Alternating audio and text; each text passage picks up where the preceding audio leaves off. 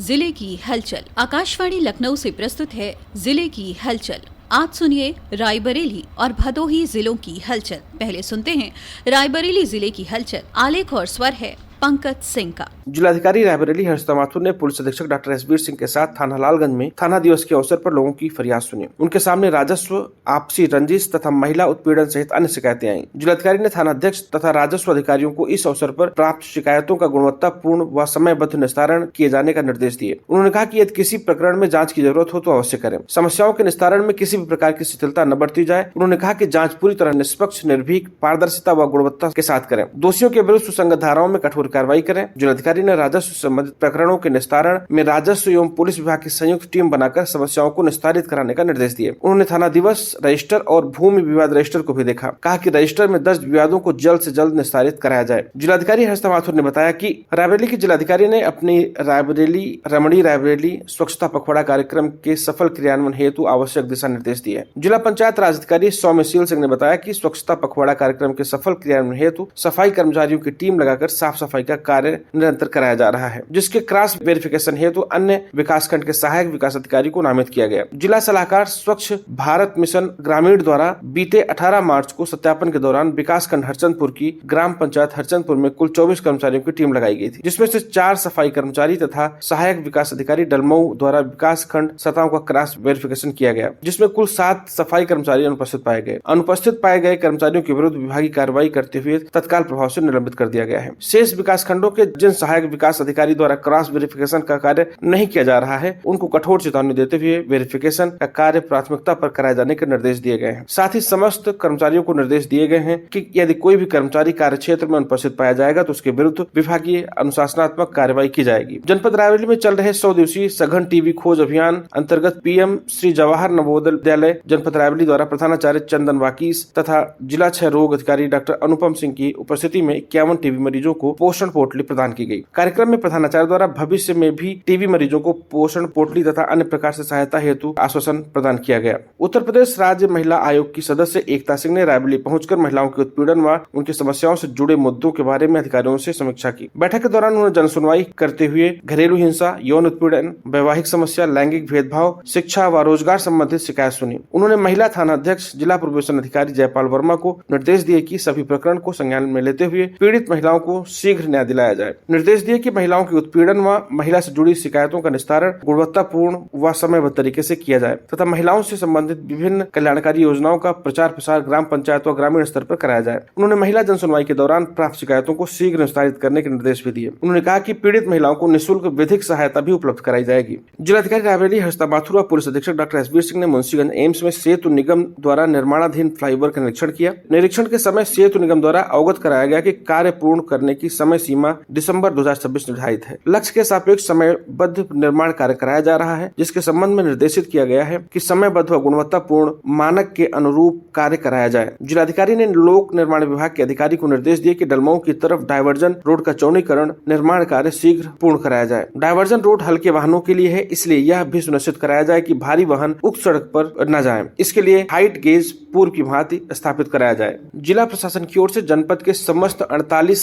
राजकीय माध्यमिक विद्यालयों के अध्यापक व अध्यापिकाओं को अग्नि दुर्घटना तथा लू से बचाव के लिए जानकारी व प्रशिक्षण दिया गया। साथ ही आग बुझाने के तरीकों से अवगत कराते हुए घरेलू साधनों से भी आग बुझाने का अभ्यास भी कराया गया। आकस्मिक स्थिति में अपना बचाव करते हुए सुरक्षित तरीके से निकलने का भी अभ्यास कराया गया, जिसमें वह अपने विद्यालय के सभी अध्यापक व छात्र छात्राओं को भी जानकारी व प्रशिक्षण के बारे में जानकारी दे सके। इस जागरूकता कार्यक्रम में सभी राजकीय माध्यमिक विद्यालय के अध्यापक और जिला शिक्षा व प्रशिक्षण संस्थान के प्राचार्य प्रवक्ता के साथ बीटीसी प्रशिक्षण प्राप्त कर रहे छात्र छात्राओं ने भी प्रतिभाग किया। श्री गांधी धर्मशाला प्रबंध समिति की ओर से मोहन सिंह स्मारक नेत्र चिकित्सालय को नेत्र परीक्षण की कंप्यूटराइज्ड मशीन प्रदान की गई, जिसका लोकार्पण जिलाधिकारी हर्षिता माथुर, पुलिस अधीक्षक डॉक्टर एसबीर सिंह, श्री गांधी धर्मशाला प्रबंध समिति के अध्यक्ष के अग्रवाल के द्वारा किया गया। जिलाधिकारी ने कहा कि यह मशीन नेत्र रोगों के निदान में महत्वपूर्ण भूमिका निभाएगी और लोगों को बेहतर स्वास्थ्य सेवाएं प्रदान करने में मदद करेगी। रायबरेली जिले की हलचल के बाद आइए सुनते हैं भदोही जिले की हलचल। आलेख और स्वर है संजय श्रीवास्तव का।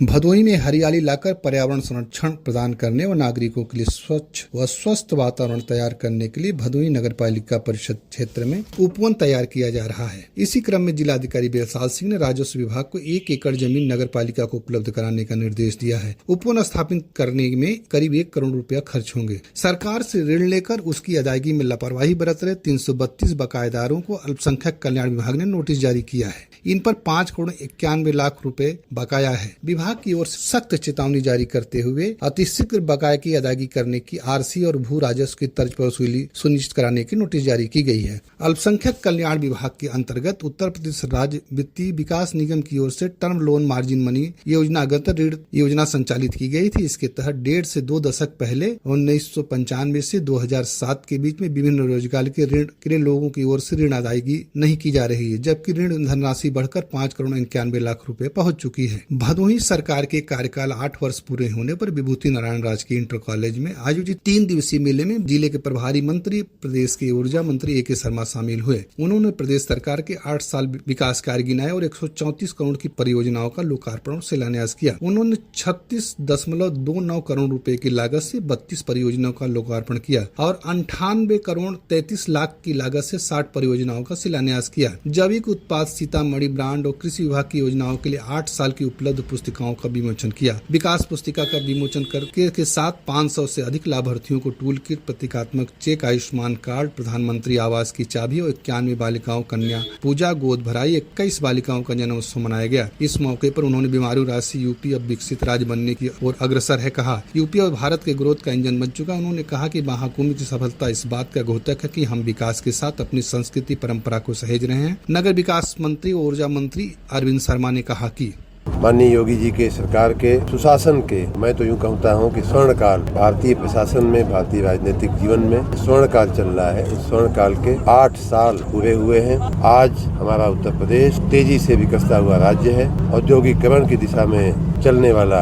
राज्य बना है, देश में कई मामलों में नंबर 1 होने वाला राज्य बना है। भदोही नगर के इंदिरा मिल और अहमद गजगजिया ओवरब्रिज पर जल्द ही सेफ्टी जाली लगाई जाएगी। दोनों ओवरब्रिज पर नगर पालिका से 15वां वित्त आयोग से धन सुरक्षा से जाली लगवाई जाएगी। इस पर करीब 1 करोड़ 60 लाख रुपए खर्च आएगी। यह कदम आए दिन होने वाली दुर्घटनाओं को रोकने के लिए उठाया जा रहा है। नगर 2 योजना के तहत भदोही नगर पालिका परिषद की ओर से शासन को भेजे गए 6.2 लाख करोड़ रुपए के प्रस्ताव पर 1 को छोड़कर 5.99 करोड़ रुपए के 8 प्रस्तावों को स्वीकृति मिल गई है। 8 प्रस्ताव में 1 बारात घर, पार्क, लाइब्रेरी, ओपन जिम, 2 तालाबों के सुंदरीकरण के अलावा 2 मार्गों का निर्माण भी शामिल है। भदोही के सांसद डॉक्टर विनोद मिंद ने सदन में जिला में विश्वविद्यालय बनाने की मांग की। इसके अलावा बिठौली से कलिंजरा मार्ग के चौड़ीकरण की मांग उठाई। उन्होंने कहा कि चौड़ीकरण से लोगों को काफी सहूलियत होगी। उन्होंने सदन में बताया कि बरौत हाईवे बिठौली बसवापुर चौराहे से होते हुए भटेवरा सुरियावा कलिंजरा मार्ग है, जिसकी लंबाई 30 किलोमीटर है, जो बहुत ही खराब स्थिति में है। मार्ग की चौड़ाई कम होने के कारण इस मार्ग पर आए दिन दुर्घटनाएं होती रहती हैं। सुरियावा में बंधन योजना के तहत नगर के 2 प्राचीन मंदिरों के दिन बहुरेंगे। दोनों मंदिरों पर करीब 2 करोड़ रुपए से परिक्रमा पथ और विश्रामालय बनाए जाएंगे। लाइटिंग का काम भी होगा। नगर विकास मंत्री की ओर से कराए जाएंगे। इसके लिए प्रथम किस्त के रूप में 50 लाख रुपए जारी किए गए हैं। जल्दी काम शुरू होगा। नगर के धार्मिक और पौराणिक स्थलों के विकास के लिए बंधन योजना संचालित किया जा रहा है। इसके तहत सुरियावा नगर पंचायत के वार्ड नंबर 4 शास्त्री नगर स्थित प्राचीन शिव मंदिर और वार्ड नंबर 1 स्थित प्राचीन हनुमान मंदिर का चयन हुआ है। शिक्षा अधिकार अधिनियम के तहत चौथे चरण में 549 बच्चों का कॉन्वेंट में प्रवेश मिलेगा। सोमवार को बीएससी कार्यालय में डीवाईएस अनुसमान की देख में अंतिम चरण की लॉटरी खोली गई। 3 चरणों में 2648 बच्चों का चयन हुआ था। चौथे चरण को मिलाकर कुल 3197 बच्चे हो गए हैं। 1 अप्रैल से सभी को कॉन्वेंट विद्यालयों में प्रवेश दिलाया जाएगा। फर्जी दस्तावेज के सहारे प्राइमरी टीचर की नौकरी करे 20 अध्यापकों पर विभाग ने प्राथमिकी दर्ज करते उनसे 15 करोड़ की रिकवरी करने की कार्रवाई कर रही है। बेसिक शिक्षा अधिकारी भूपेंद्र नारायण सिंह ने बताया कि लगभग 20 टीचरों की सेवाएं समाप्त हुई हैं। पहले तो सत्यापन होता है। सत्यापन करने के बाद जब सारे प्रमाण पत्र प्राप्त हो जाते नहीं ये फर्जी है, तो फिर उसको निलंबित किया जाता है। निलंबन के बाद जांच की प्रक्रिया होती है। जांच की प्रक्रिया पूरी होने के बाद फिर उसको नोटिस दी जाती है संबंधित। अगर आपको कुछ कहना है तो आप कह लीजिए। वो अगर अपना साक्ष्य लगता है संतोषजनक है, सही है, फर्जी है। ये था आकाशवाणी लखनऊ के एक क्षेत्रीय समाचार एकांश द्वारा प्रस्तुत जिले की हलचल का आज का अंक।